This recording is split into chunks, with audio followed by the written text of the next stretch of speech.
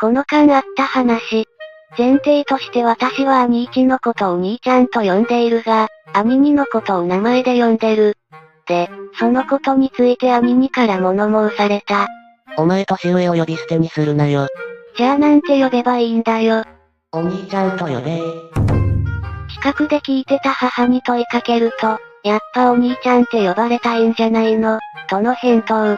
なお、私が兄二を呼び捨てにしているのは、ただ単に兄二人を呼び分けるいい方法がわからんかったから。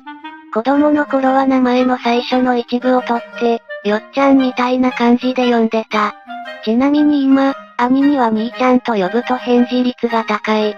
納得いかないのは、兄には兄一のことを呼び捨てにしているということだ。双子じゃなくて年子。兄に、ブーメランじゃねえか。